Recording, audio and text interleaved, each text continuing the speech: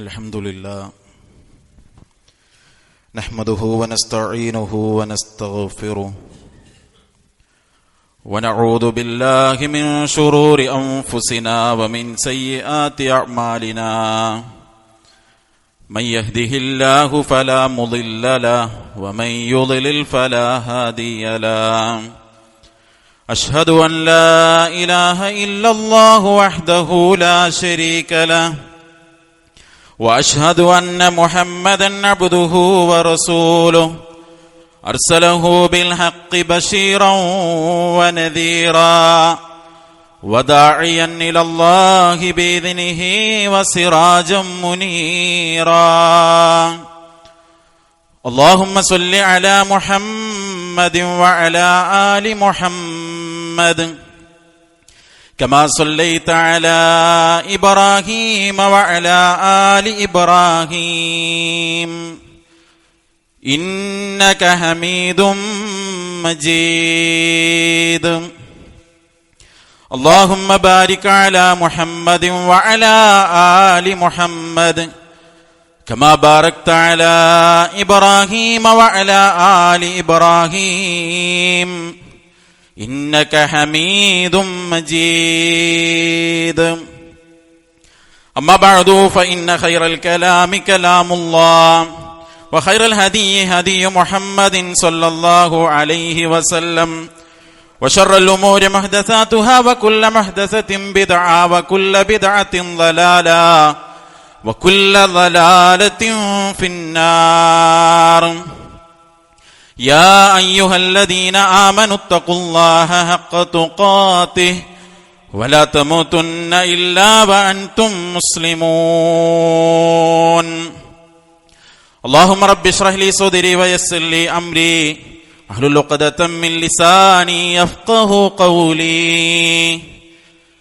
أيها الإخوان والأخوات، أوصيكم وإياي أولا بتقوى الله. أعوذ بالله من الشيطان الرجيم.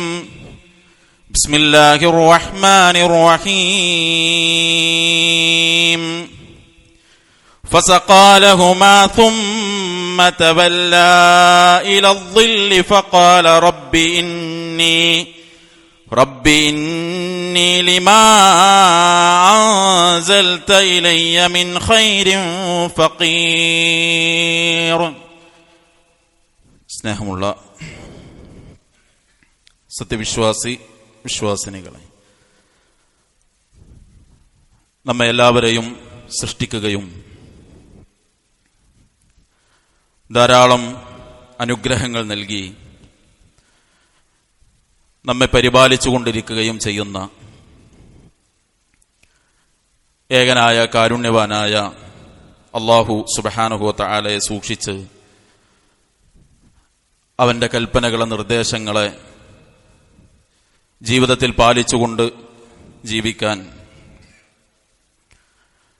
എന്നെയും നിങ്ങളെയും ആമുഖമായി ഓർമ്മപ്പെടുത്തുകയാണ്, വസിയ്യത്ത് ചെയ്യുകയാണ്.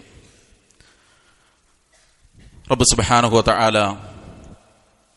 അതിനുള്ള തൗഫീഖ് നൽകി നമ്മെ എല്ലാവരെയും അനുഗ്രഹിക്കുമാറാകട്ടെ. മഹാനായ സ്വഹാബി അബൂ അയ്യൂബ് അൽ അൻസാരി റളിയല്ലാഹു അൻഹു അദ്ദേഹം പറയാണ്, ജാഅ റജുലുൻ ഇലൻ നബിയ്യി സ്വല്ലല്ലാഹു അലൈഹി വസല്ലം. നബി സ്വല്ലല്ലാഹു അലൈഹി വസല്ലമയുടെ അരികിൽ ഒരാൾ വന്നു.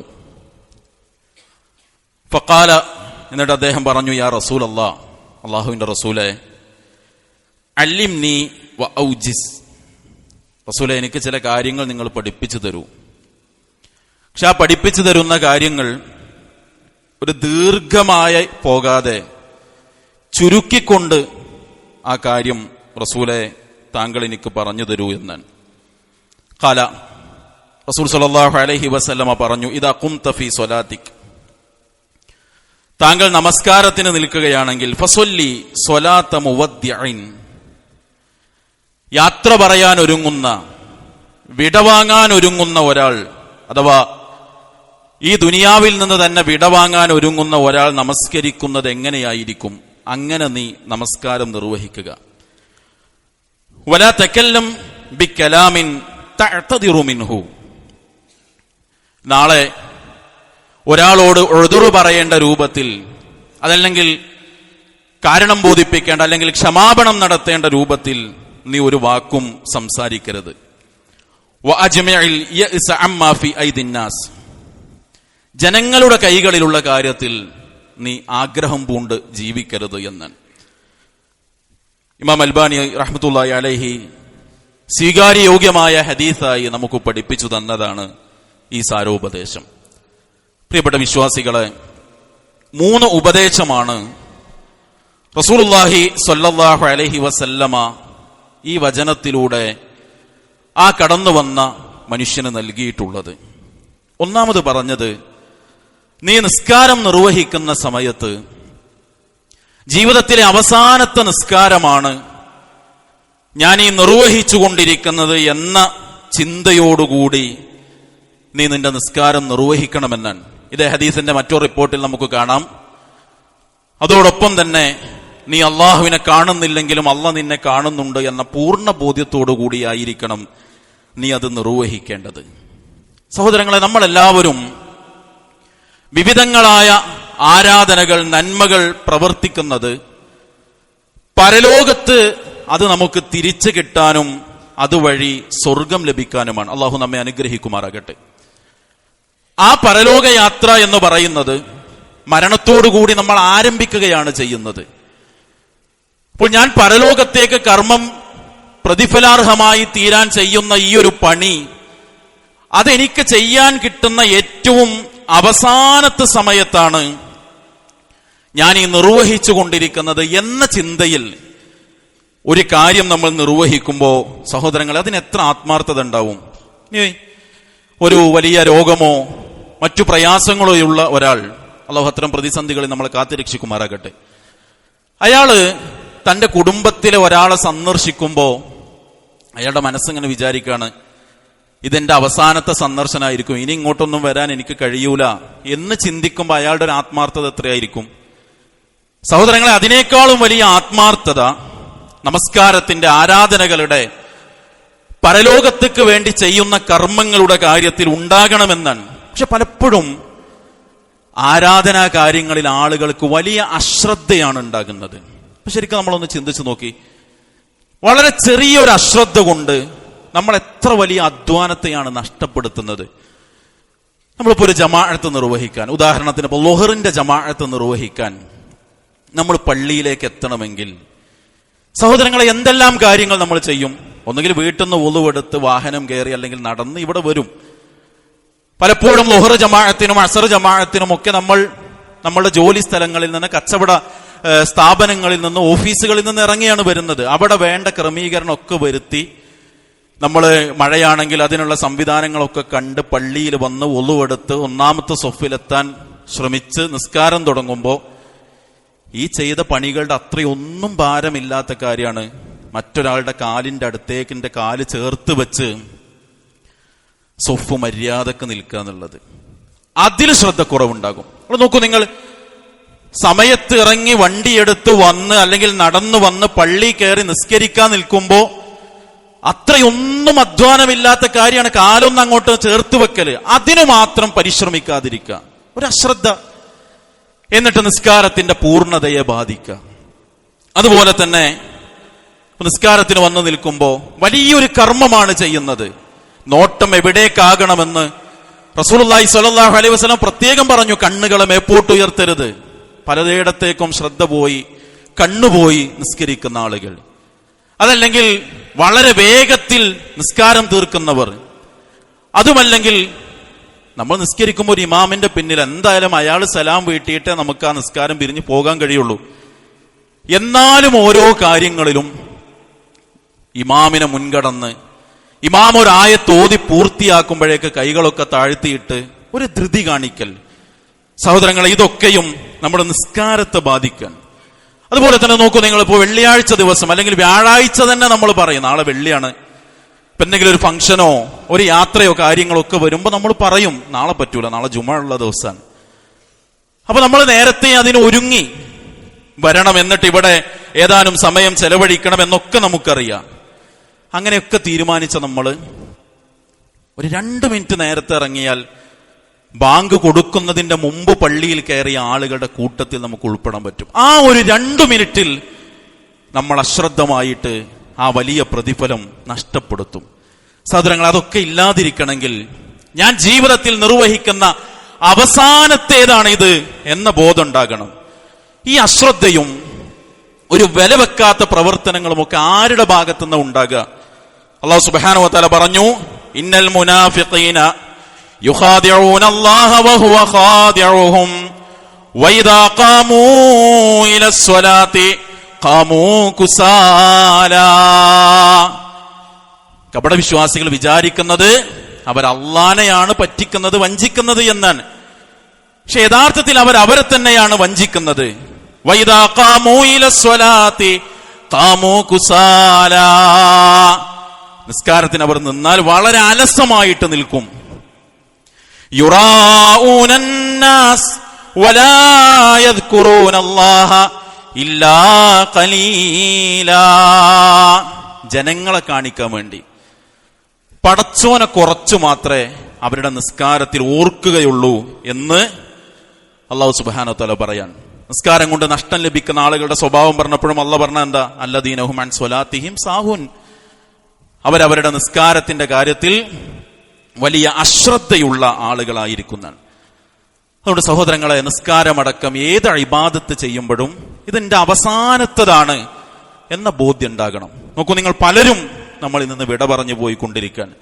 ബഹുമാന്യനായ നമ്മളുടെ അബൂബക്കർ ഹാജി എല്ലാ ദിവസവും എല്ലാ വഖത്തിനും നമ്മുടെ പള്ളിയിൽ ഉണ്ടായിരുന്ന ഒരു സാന്നിധ്യമാണ്. അല്ലാഹു അദ്ദേഹത്തിന് പുറത്തു കൊടുക്കുമാറാകട്ടെ. അദ്ദേഹത്തിന്റെ ഖബറിടത്തിന് വിശാലത നൽകുമാറാകട്ടെ. അദ്ദേഹത്തിന്റെ കുടുംബത്തിന് ക്ഷമിക്കാൻ റബ്ബ് സുബ്ഹാനഹു വ തആല കഴിവ് നൽകി അനുഗ്രഹിക്കുമാറാകട്ടെ. അങ്ങനെ പോകേണ്ടവരാണ് നമ്മളൊക്കെ. എത്ര ആളുകൾ ഈ തളിപ്പറമ്പിന്റെ പ്രദേശത്ത് അറിയപ്പെട്ട നമ്മുടെയൊക്കെ സുഹൃത്ത് വലയങ്ങളിലുള്ള എത്രയെത്ര ആളുകൾ, സഹോദരങ്ങളെ, അങ്ങനെ പോകുമ്പോൾ കൊണ്ടുപോകാനുള്ളതാണ് എന്റെ ഈ അധ്വാനം എന്ന് ചിന്തിച്ച് നിസ്കാരമടക്കമുള്ള ഇബാദത്ത് നമ്മൾ നിർവഹിക്കണം. രണ്ടാമത്തത് നബി സല്ലല്ലാഹു അലൈഹി വസല്ലം പറഞ്ഞത്, ഒരാളോടും ഉദ്ർ പറയേണ്ട ഒരവസ്ഥയിൽ ഒരു വാക്ക് പറഞ്ഞു പോകരുത്. ഇഹലോകത്തുനിന്നും പരലോകത്തുനിന്നും ക്ഷമ ചോദിക്കേണ്ട അല്ലെങ്കിൽ കാരണം ബോധിപ്പിക്കേണ്ട ഒരു വാക്ക് ഒരിക്കലും നമ്മളെടുത്ത് വന്നു പോകരുത്. റബ്ബിനോടാണെങ്കിലും നമ്മുടെ കൂടെ ജീവിക്കുന്നവരോടാണെങ്കിലും എടാ അപ്പ ഞാൻ അങ്ങനെ പറഞ്ഞു പോയി എന്ന് പറയേണ്ട ഒരു പ്രവൃത്തിയോ വാക്കോ നമ്മളിൽ നിന്ന് ഉണ്ടാകരുത് എന്നാണ്. സഹോദരങ്ങളെ, ഇഹലോകത്ത് ചിലപ്പോൾ ഇനി പറഞ്ഞു പോയാലും ചിലപ്പോൾ ഒന്ന് ക്ഷമ ചോദിക്കാം. ഞാൻ നേരത്തെ പറഞ്ഞ പോലെ നമ്മൾ പെട്ടെന്നങ്ങ് മടങ്ങിപ്പോയാൽ നമ്മൾ ആരോട് ക്ഷമ ചോദിക്കും? പരലോകമാണെങ്കിൽ അതിന്റെ അവസ്ഥ എന്താ? അല്ലാഹു സുബ്ഹാനഹു വ തആല പറഞ്ഞില്ലേ, തുഅദ്ദുന്നൽ ഹുഖൂഖ ഇലാ അഹ്ലിഹാ യൗമൽ ഖിയാമ ഹത്താ യുഖാദൽ ലിശാത്തിൽ ജൽജാഇ മിനശാത്തിൽ ഖർനാ. എല്ലാ ഇടപാടുകളും പറഞ്ഞ വാക്കും പ്രവൃത്തിയും ഒക്കെ അങ്ങോട്ടും ഇങ്ങോട്ടും തീർക്കും പരലോകത്ത് എന്നാണ്. ഏതുവരെ? കൊമ്പുള്ള ആട് കൊമ്പില്ലാത്ത ആടിനെ വേദനിപ്പിച്ചതിന്റെ കണക്ക് വരെ തീർക്കുന്നതാണ് പരലോകം. അവിടെ എന്ത് ഉദ്ർ പറയും?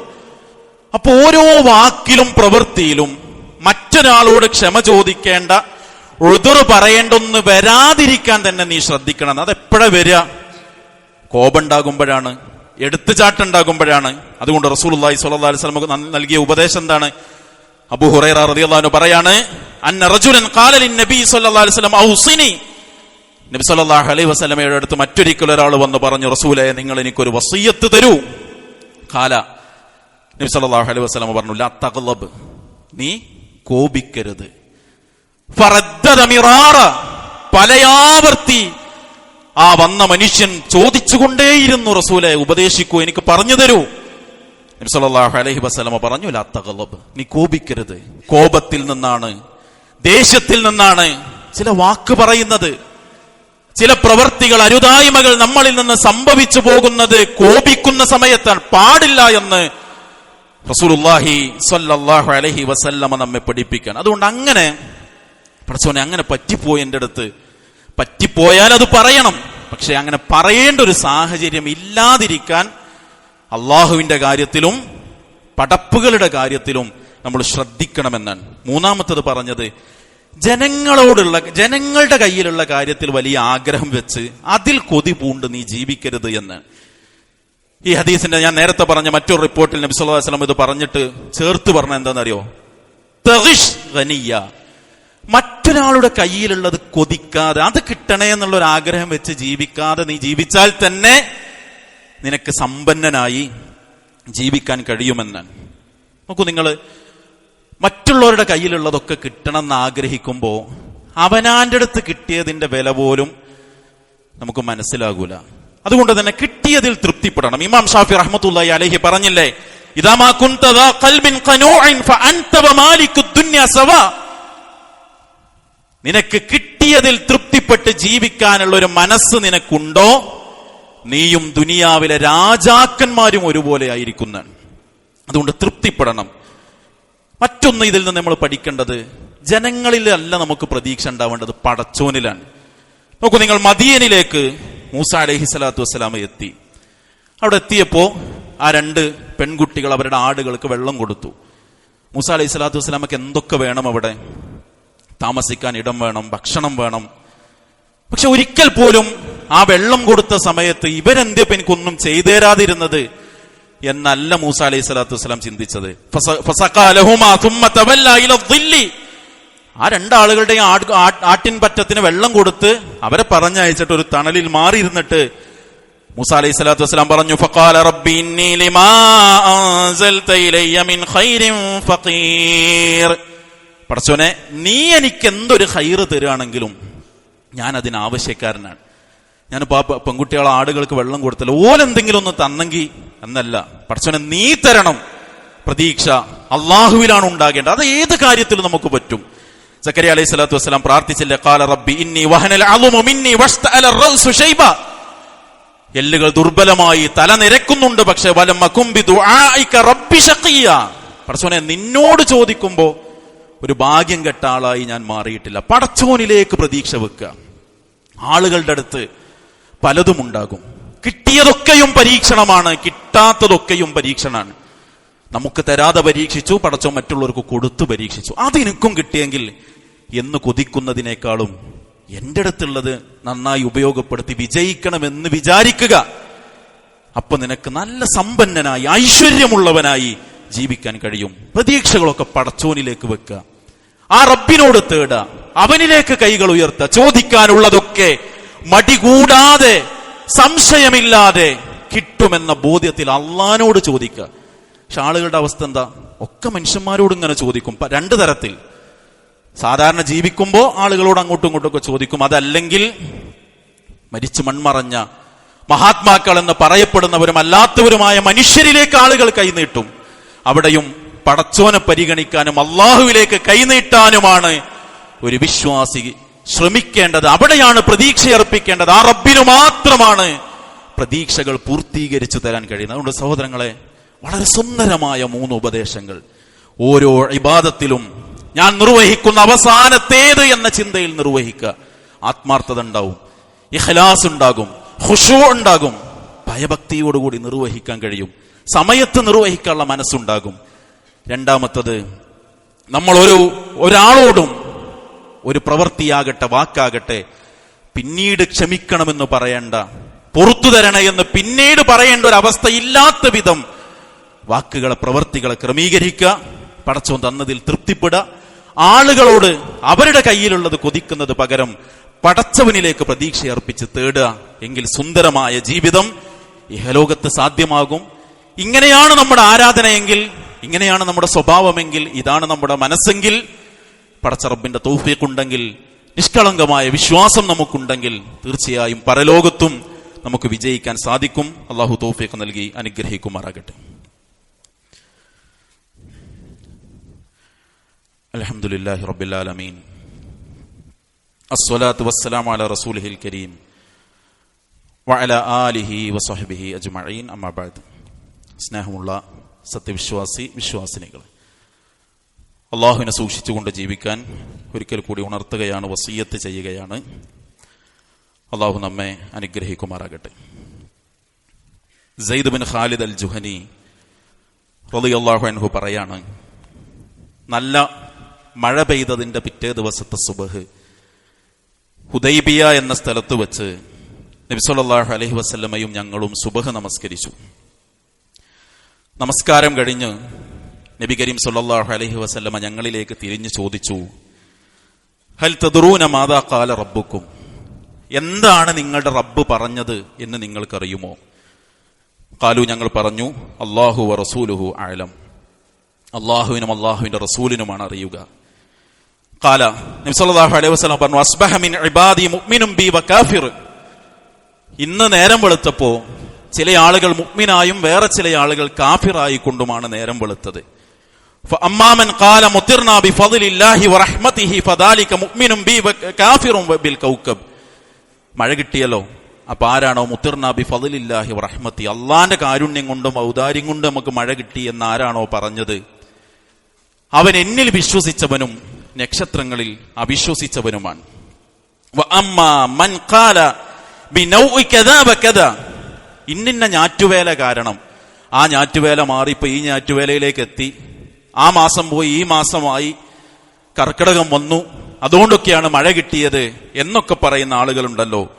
ഫദാലിക കാഫിറുൻ ബി മുഅ്മിനും ബിൽ കൗകബ്, അവർ എന്നിൽ അവിശ്വസിച്ചവരും നക്ഷത്രങ്ങളിൽ വിശ്വസിച്ചവരുമാണ്. സഹോദരങ്ങളെ, മഴ കിട്ടുന്നത് എങ്ങനെയാണെങ്കിലും ആ മഴ കിട്ടുന്നതിന്റെ ഒക്കെ പിന്നിലുള്ള കാരണമെന്ന് പറയുന്നത് അല്ലാഹു സുബ്ഹാനഹു വ തആല നമുക്ക് മഴ തരാണ്.